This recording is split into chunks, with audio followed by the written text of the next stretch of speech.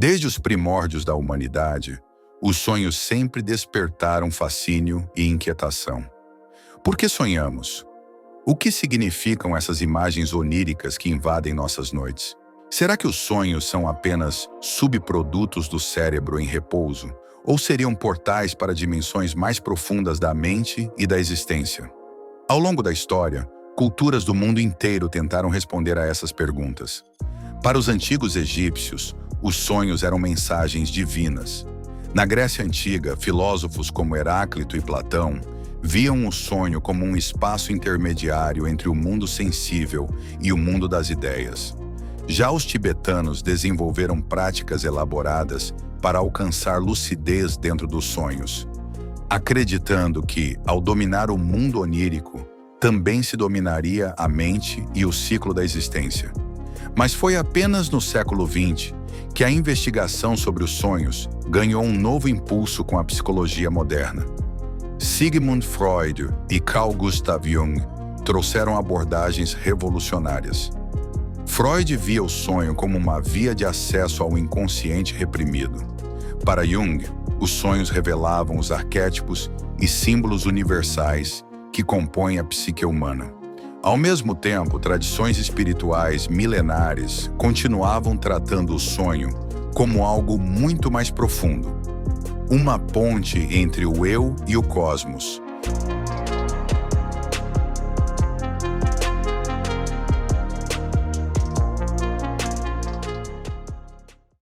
A primeira grande ruptura no entendimento dos sonhos na era moderna veio com Freud.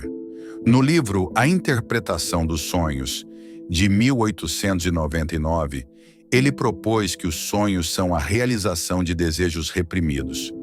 Quando sonhamos, o inconsciente se manifesta através de símbolos, distorcendo conteúdos proibidos ou dolorosos que não conseguimos enfrentar de maneira consciente. A mente, segundo ele, censura certos conteúdos, e os sonhos seriam justamente o modo de burlar essa censura. Para Freud, sonhar era uma espécie de descarga psíquica, mas essa visão não agradava a todos. Carl Gustav Jung, discípulo e posteriormente crítico de Freud, acreditava que os sonhos não eram apenas resquícios de desejos reprimidos, mas sim mensagens do inconsciente que buscavam orientar o ego.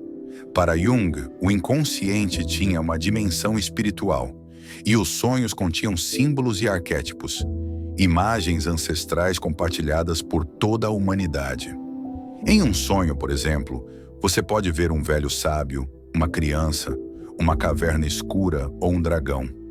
Esses elementos são manifestações do que Jung chamou de inconsciente coletivo. Enquanto Freud se concentrava no passado reprimido, Jung via os sonhos como expressões do processo de individuação, a jornada interior rumo ao autoconhecimento e à totalidade.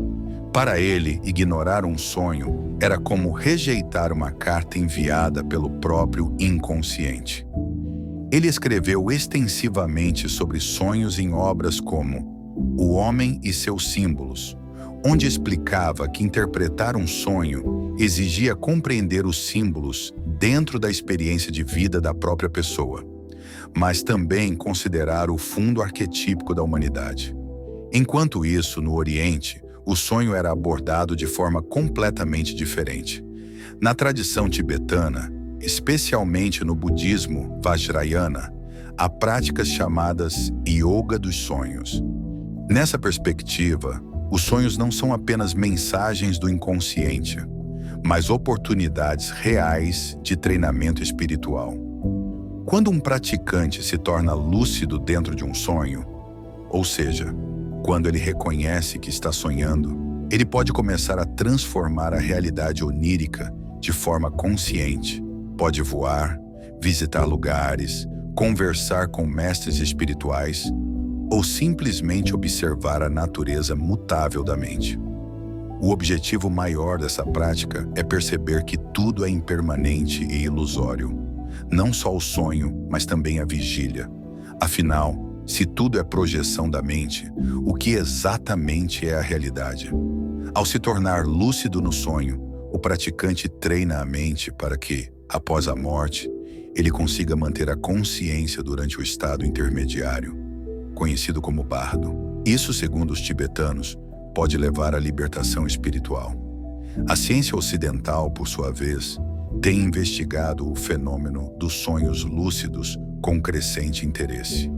Pesquisas conduzidas por psicólogos como Stephen LaBerge, na Universidade de Stanford, demonstraram que é possível treinar o cérebro para reconhecer o sonho enquanto ele acontece. Utilizando sensores de movimento ocular, LaBerge conseguiu comprovar que sonhadores lúcidos podem interagir com o mundo onírico de forma voluntária.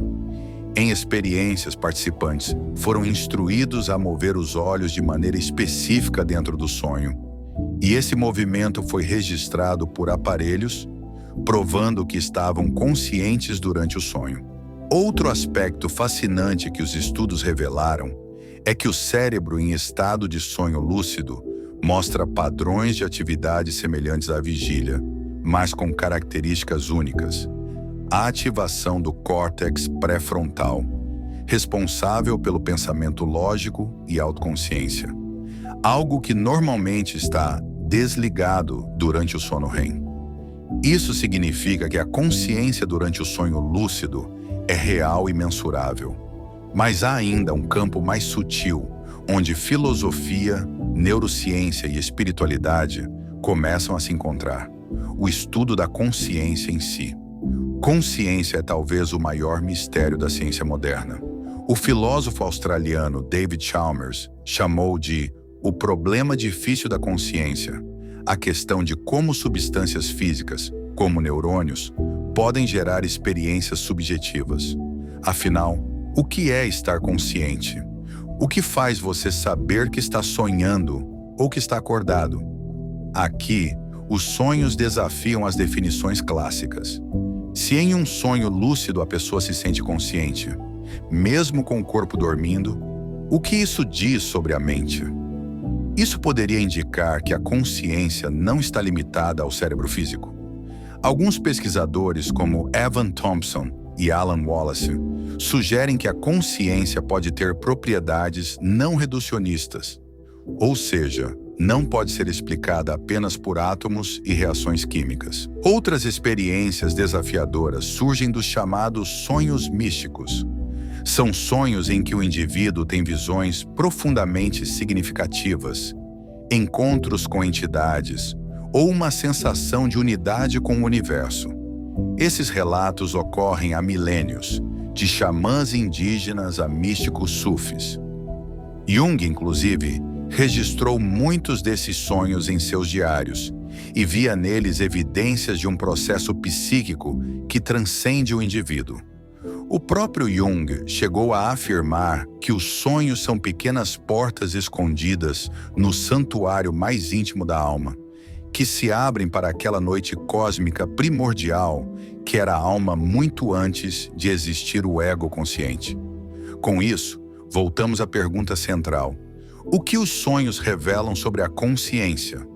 Talvez o mais honesto seja dizer que os sonhos revelam o quanto ainda sabemos pouco sobre ela.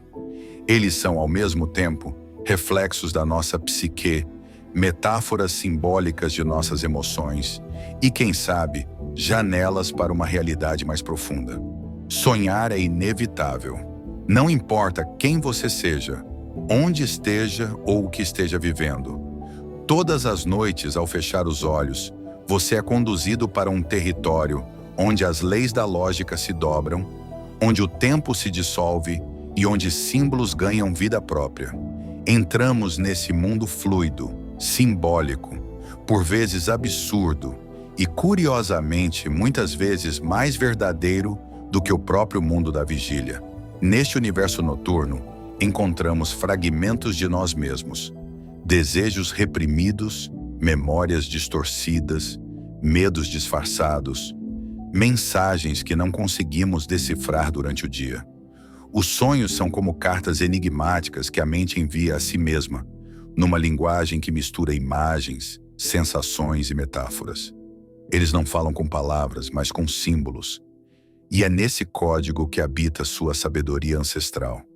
Seja você um seguidor das ideias de Freud, que via nos sonhos uma expressão dos impulsos inconscientes, um discípulo de Jung, que os considerava manifestações do inconsciente coletivo e arquétipos universais. Um praticante da yoga dos sonhos tibetana, que enxerga no sonho um campo de treinamento espiritual e lucidez. Ou simplesmente alguém curioso, tentando entender os próprios devaneios noturnos. Os sonhos sempre têm algo a revelar. Eles sussurram verdades escondidas, nos desafiam a ver o que ignoramos e às vezes até preveem, metaforicamente, o que ainda não vivemos. Ignorá-los é como fechar os olhos para um espelho que reflete não o que somos por fora, mas o que pulsa silenciosamente dentro de nós. Afinal, talvez os sonhos sejam um lembrete constante de que a realidade não é algo fixo, mas uma construção frágil, moldada pela mente. E entender os sonhos talvez seja o primeiro passo para compreender a nós mesmos e tudo aquilo que, silenciosamente, nos move por dentro. Se você gostou desse vídeo, não se esqueça de deixar o seu like e se inscrever no canal.